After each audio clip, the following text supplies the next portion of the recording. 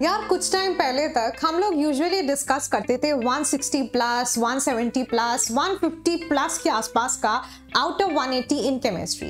मैं बात कर रही हूँ 2016 और उससे पहले, जब क्या होता था कि आपके 2-3 क्वेश्चंस यूजुअली एनसीईआरटी से बाहर से आ जाते थे और फिर ऑन एन एवरेज टॉपर्स का स्कोर कहीं ना कहीं रुक जाता था अराउंड 160 और 170 के बीच। लेकिन अभी कुछ ईयर से आप देख रहे हो कि यार पेपर का जो लेवल है वो थोड़ा ड्रॉप किया है। इसी के साथ साथ अब हमारा जो पेपर है एंटायरली एनसीईआरटी बेस्ड हो गया है और वहां से जैसे आपका ये कंपटीशन लेवल बढ़ा है तो यार अब तो मतलब 180 ऑन 180 इज द वो परफेक्ट स्कोर ही आपका एम होना चाहिए, या वही स्ट्रैटेजी हम लोग को डिस्कस करना चाहिए। क्योंकि यार एक छोटा सा रफ कैलकुलेशन अगर हम लोग कर देखते हैं तो लेट्स से आप बायोलॉजी में 340 प्लस तक ला पा रहे है ना, उसके बाद 170 प्लस आपके आ रहे हैं किधर फिजिक्स में, ऐसा ही 170 प्लस आपके आ रहे हैं केमिस्ट्री में। तो यार जैसे ही आप कट ऑफ जा रही है तो ऐसा करने पर आपका बनता है 680 प्लस स्कोर आउट ऑफ 720। तो इसका मतलब कि ये 680 प्लस वो डिसेंट स्कोर है जो आपको आपके ड्रीम मेडिकल कॉलेज तक लेकर जा सकता है।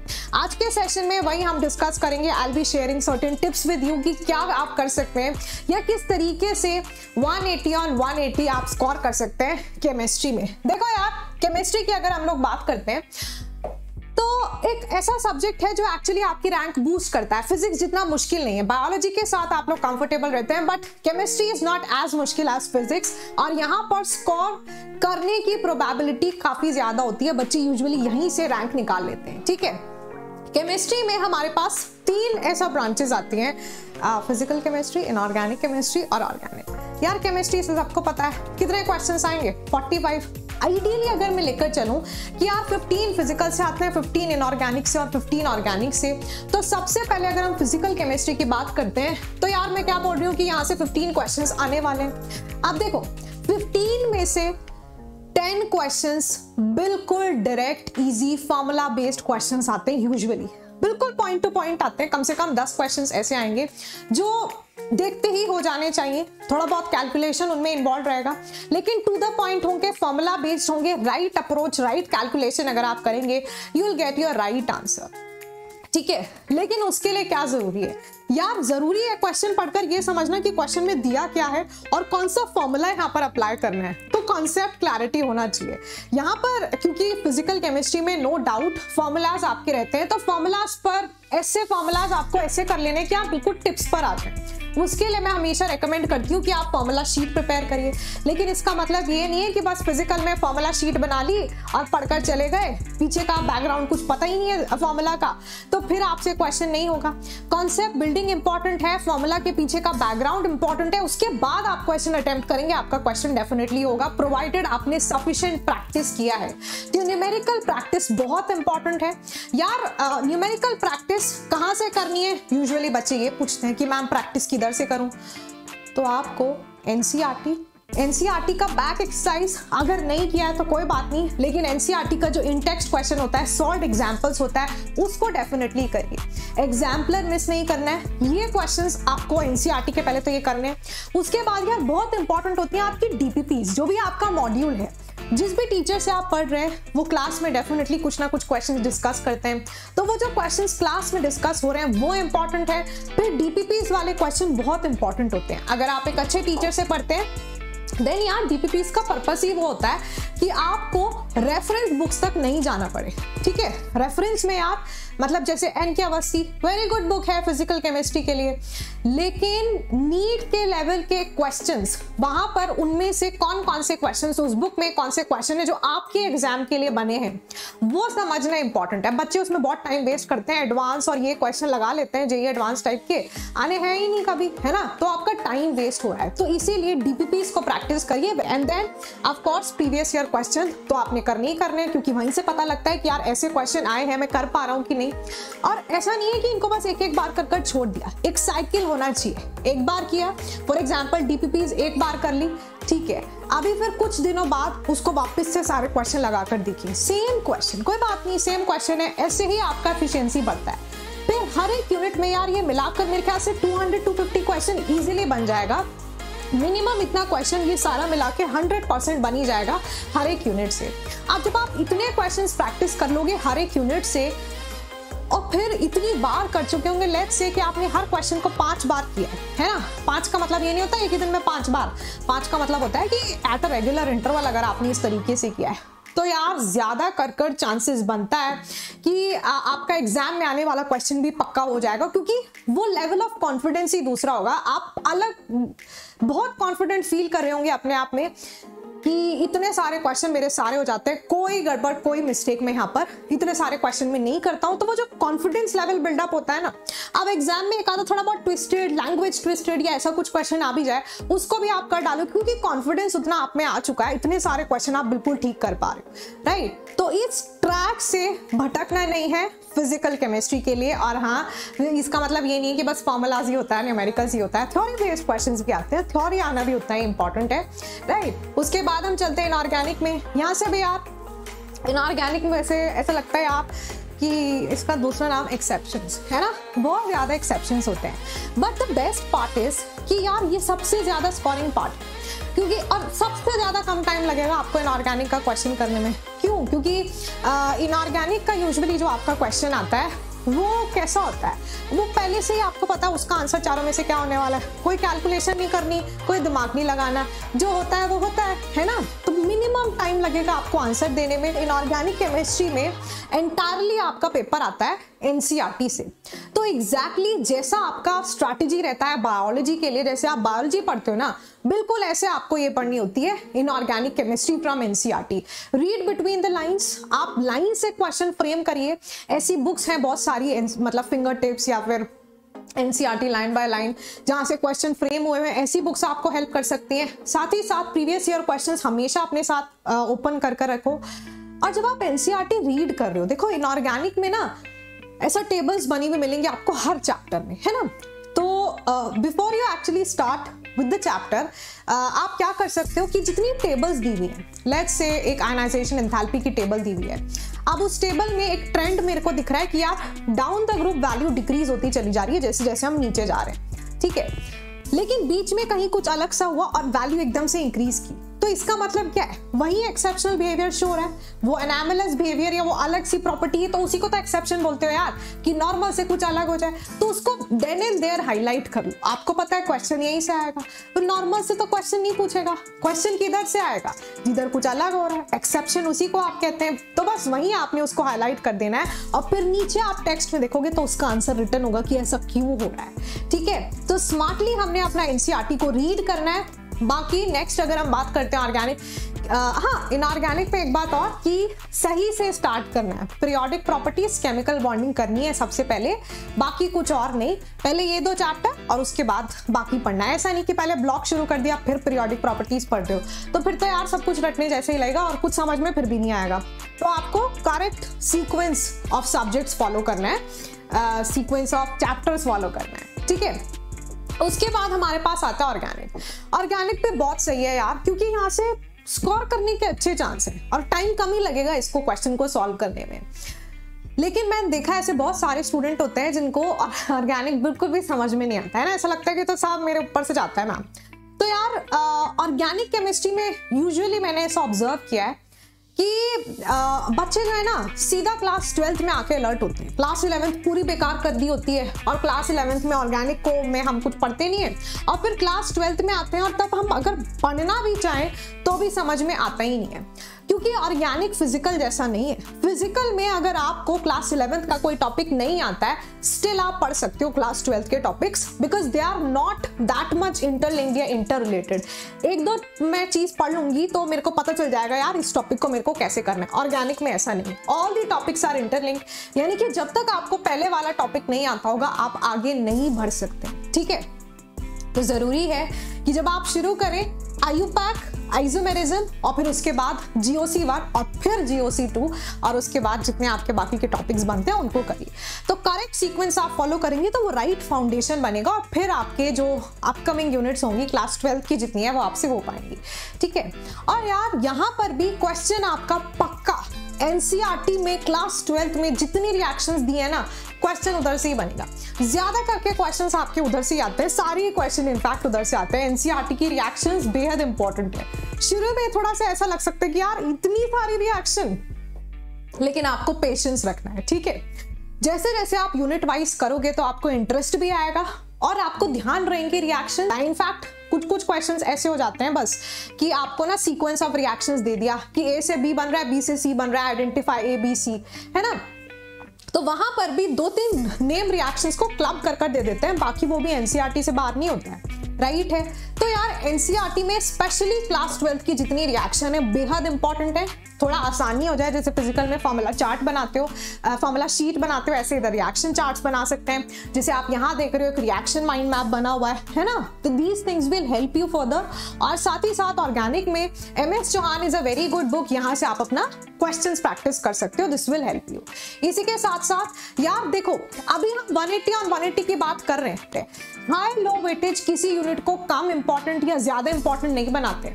हमारे लिए हर एक यूनिट इक्वली इंपॉर्टेंट है, क्योंकि यार हर एक यूनिट कुछ ना कुछ मार्क्स मेरे को दिला रहा है। और मेरा अभी जितना मैं एम कर रही हूँ 180 और 180, तो यार वहां तो मेरे लिए सब कुछ ही इंपॉर्टेंट है ना। बस हाई और लो वेटेज से इतना पता चलता है कि कौन से यूनिट पर मुझे ज्यादा टाइम इन्वेस्ट करने की जरूरत है, ज्यादा प्रैक्टिस कौन से टॉपिक से करनी है और थोड़ा कम टाइम में किधर दे सकती हूँ, राइट।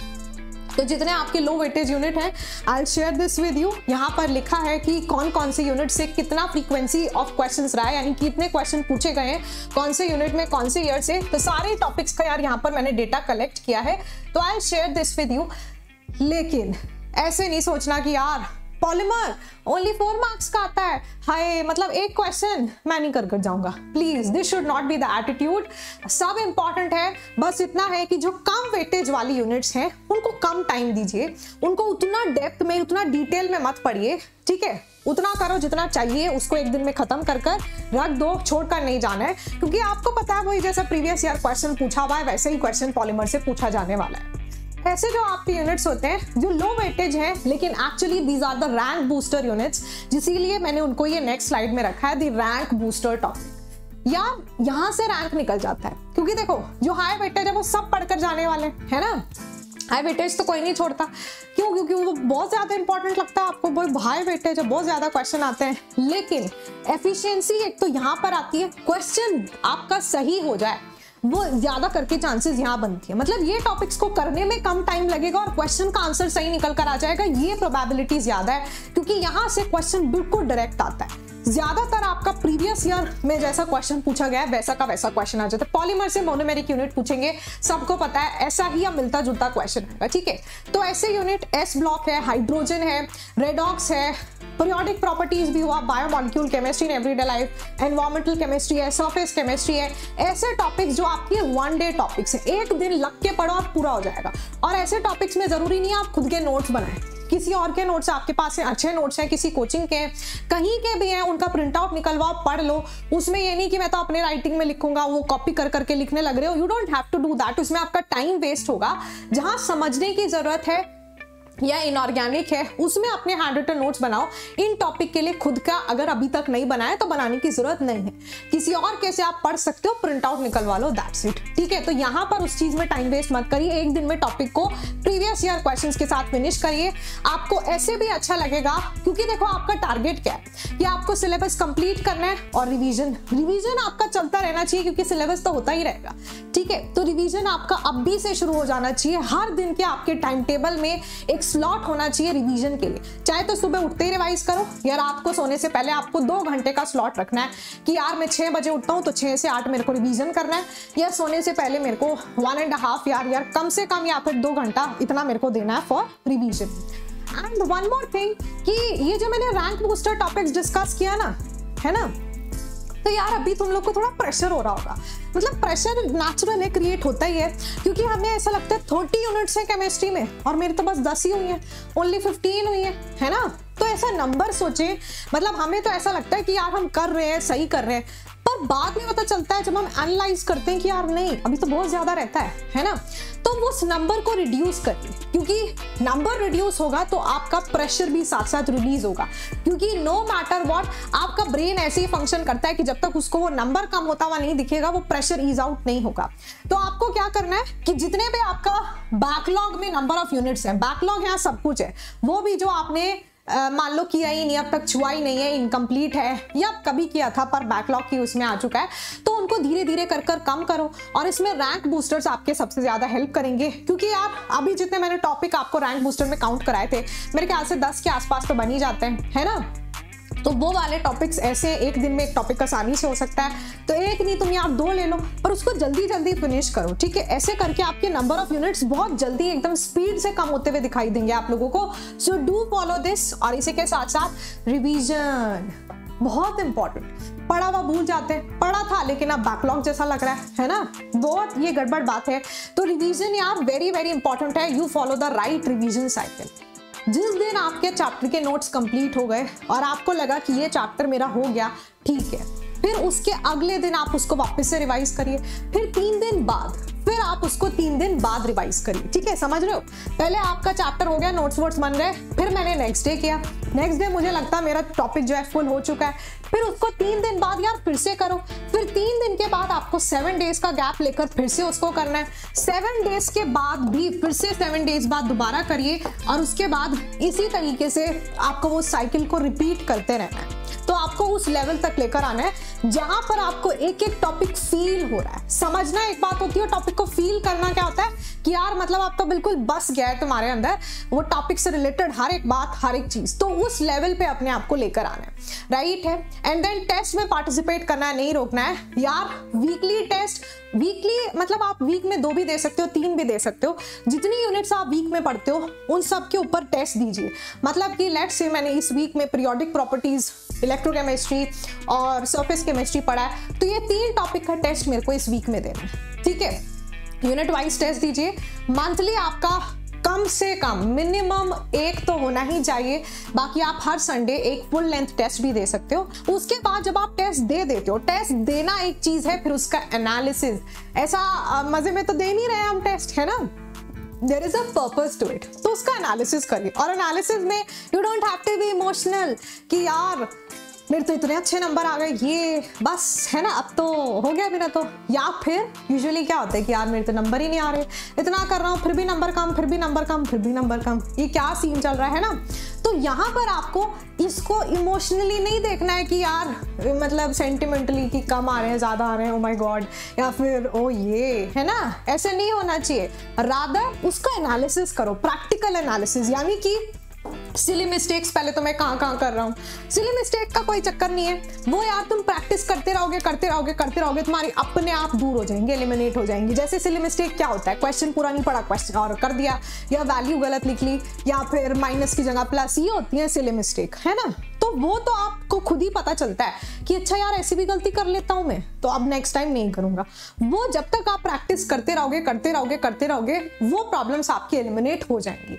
उसके बाद देखो कैलकुलेशन में कहीं एरर हो गई, स्पीड तो आपकी गड़बड़ नहीं है, और जो आपका करेक्शन आपने देखा कि यार उसका सॉल्यूशन का है, अब जो आपका सॉल्यूशन है उसमें आपको चेक करना है कि यार मैंने कौन से स्टेप पर गलती की या किधर में अटक गया, राइट, वो चीज इंपॉर्टेंट है।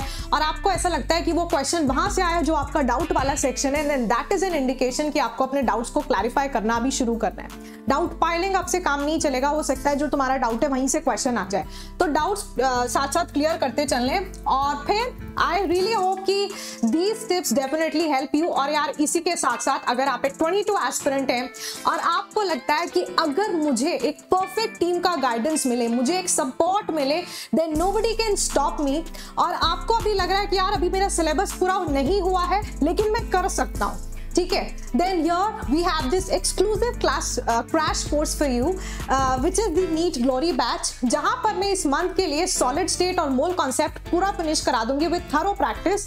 यहां पर हम आपका पूरा सिलेबस फिनिश करेंगे एक्सटेंसिव क्वेश्चन सॉल्विंग के साथ साथ टाइम का ध्यान रखते हुए। तो आप ये बैच में को ज्वाइन कर सकते हैं। All you have to do is use the code AKA live. Description box में यार लिंक गिवन होगा सब्सक्राइब हियर का, उस लिंक पर जाइए, तो वहां पर आप ये कोड डाल देंगे तो आपको डिस्काउंट मिल जाएगा and you will be able to participate in all the batches across Unacademy. Unacademy में जितने भी टीचर्स हैं सबके बैच में आप एनरोल करा सकते हो या फिर सबकी क्लासेस आप देख सकते हो एक सब्सक्रिप्शन के साथ ही, ठीक है। इसी तरीके से अगर आप एक 23 एस्पिरेंट हैं तो यार आप लोगों को ऐसा लगता है कि आपकी 11th गड़बड़ हो गई है ना, तो अब भी मैं यहाँ पर 11 से ही हम लोग स्टार्ट कराने, बिल्कुल जीरो से, बिल्कुल बेसिक से आपका कवर होगा और हम एडवांस लेवल तक जाएंगे। We'll be starting from scratch here, तो हम आपका कॉन्सेप्ट बिल्डअप करेंगे और फिर एडवांस लेवल तक जाएंगे। मैंने अभी मोल कॉन्सेप्ट इधर शुरू किया है, 7 PM मेरी क्लास होती है, तो आप इसके लिए भी एनरोल करा सकते हैं और जल्दी से हमें ज्वाइन कर सकते हैं बैचेज में। एनविजन बैच आपका है जहाँ पर मेरी क्लास, जैसे मैंने आपको बताया, रहने वाली है at 7 PM, राइट। इसी के साथ साथ that was all about today. Thank you very much. Do not miss to hit the like button. Hit the like button and share with your friends if you found this helpful. और ऐसे ही आप comment section में मुझे बताओगे कि ये जो मैंने आपके साथ पॉइंट्स डिस्कस किए यार, इनमें से तुम्हें क्या लग रहा है, तुम कहाँ लैक कर रहे हो and what is it that you need to work at, या फिर what you found the best tip out of whatever I discussed. So I'll be very happy to see that in the comment section. That was all about today. I'll see you all with some other strategy video. Thank you very much. Good luck. Do not miss to hit the bell icon and subscribe the channel for more such regular updates. Thank you. Good luck and take care.